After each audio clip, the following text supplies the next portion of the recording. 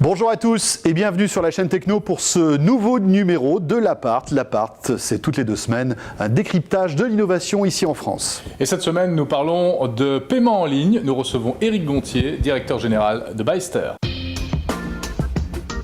Éric Gontier est directeur général de Byster, un moyen de paiement original et innovant 100% français, lancé en novembre 2011 par les 3 grands opérateurs mobiles.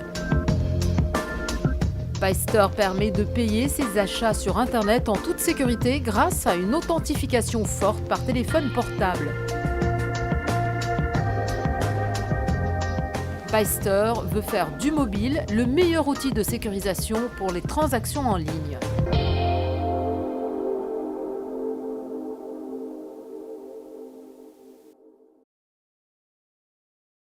Bonjour Éric Gontier. Bonjour. Bonjour.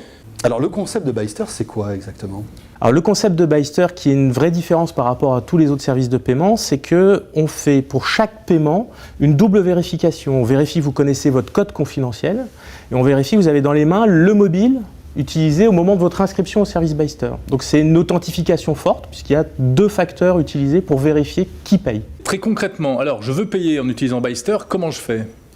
Alors, quand on est sur un marchand qui accepte le moyen de paiement Byster, on remplit son caddie, son panier sur Internet, et à la fin, on doit choisir son moyen de paiement. Donc là, il y a un petit logo Byster pour vous dire que vous pouvez payer avec Byster chez ce marchand-là. Quand vous cliquez sur Byster, vous arrivez chez nous, et on va vous demander pour payer votre numéro de mobile et votre code confidentiel. Donc le code confidentiel, c'est celui que vous avez choisi au moment de vous inscrire à Byster, là où vous avez fait le lien entre votre carte bancaire et votre numéro de téléphone. Donc c'est quoi ? C'est un code à 4 chiffres ? Alors c'est un code à 6 chiffres. Alors on a choisi exprès 6 chiffres pour que ce ne soit pas le même que celui de la carte bancaire et inciter les gens à avoir un numéro un peu différent.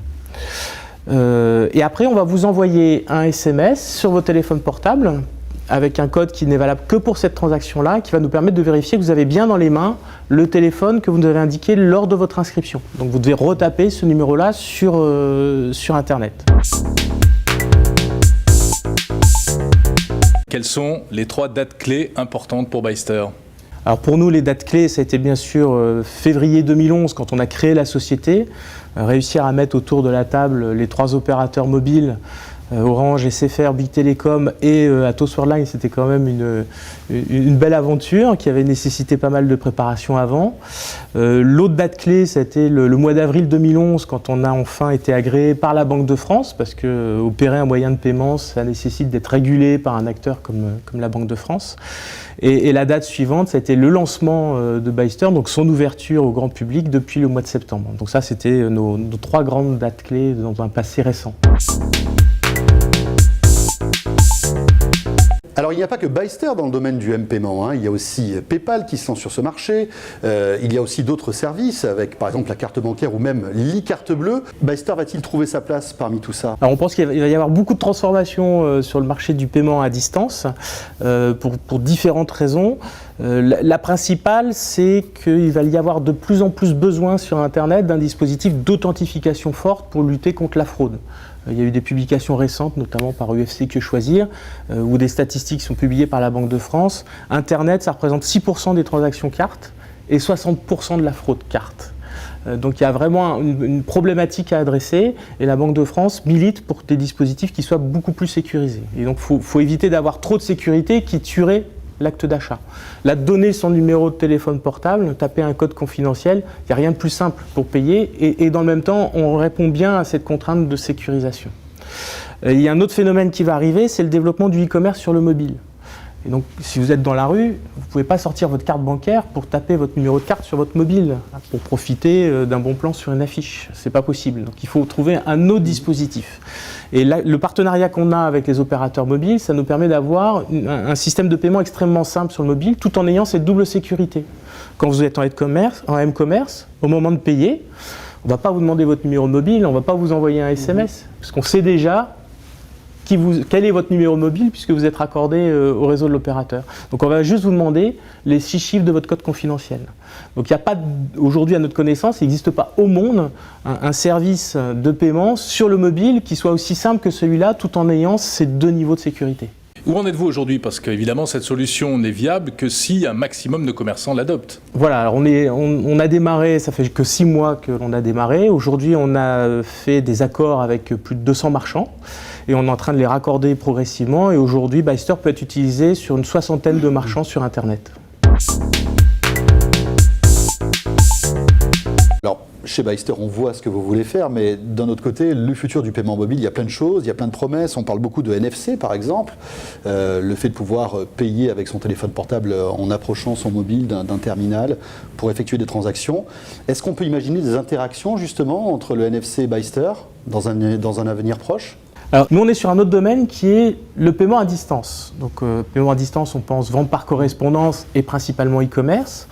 Le e-commerce commence à être présent sur le mobile. Je peux acheter directement sur mon mobile. Ça me permet d'éviter de louper une vente privée le matin, par exemple. Alors, on sait que c'est parfois un petit peu difficile. Mais ce qui se passe, c'est qu'avec mon téléphone portable, maintenant, le paiement à distance, je peux l'emmener avec moi. Je peux l'emmener dans la rue. Et donc, si je vois une affiche avec un petit code 2D en bas, avec une promo qui m'intéresse, je peux scanner le code et en profiter tout de suite. Ou alors, je peux éviter la queue en caisse dans les magasins. Mes produits, je les mets dans mon caddie, je les scanne au fur et à mesure avec mon téléphone portable. À la fin, je paye et j'ai évité la queue en caisse. Et sinon, le plus gros usage que l'on connaisse actuellement dans ce domaine-là, c'est ce que fait Starbucks aux États-Unis, où j'évite la queue pour passer la commande et pour payer en caisse. Grâce à mon téléphone portable, je passe ma commande à distance, je paye à distance et après, j'ai plus qu'à aller chercher mon café une fois qu'il est prêt en présentant mon téléphone. C'est moi qui fais la transaction, en fait. Voilà. Donc ça représentait, rien que sur 2011, rien qu'aux États-Unis, 26 millions de transactions. Donc c'est un potentiel énorme. Donc on n'adresse plus du tout la parole à la personne qui est derrière le guichet, finalement. Si, mais autrement, sur la partie, je récupère mon café, je récupère ma commande. Sur la partie, oh, ça n'a pas marché. Ou plutôt, on discute des cafés. Il y a quand même des formes d'interaction qui sont peut-être de meilleure qualité parce qu'on va retirer ce qui est déplaisant, qui est l'acte de payer. Et finalement, il y a peut-être d'autres choses qui peuvent se passer à un autre moment. Alors, plutôt Android ou iPhone? Par nature, de cœur, je préfère les dispositifs qui sont dits ouverts, c'est-à-dire l'idée d'avoir un Android où on peut recompiler le noyau, changer tout ce qu'on veut, etc. quelque part. Recompiler le noyau, donc vous recompilez les noyaux. C'est des choses qu'on peut faire, mais il y a des gens qui le font. Voilà. Ça, c'est des choses que je trouve finalement assez rassurantes quant à la dynamique que l'on peut avoir derrière. Et puis, mais c'est vrai que deux raisons. C'est l'ingénieur qui parle, en fait, on le voit tout de suite. J'ai commencé par là, donc voilà. Effectivement, c'est un peu mon enfance qui revient, ou presque. Mais c'est vrai que deux raisons, j'ai plutôt choisi les dispositifs Apple parce que l'expérience est mieux maîtrisée et puis pour la gestion des contenus c'est quand même beaucoup plus pratique. J'ai la même chose sur mon téléphone que sur ma télévision avec l'Apple TV, etc.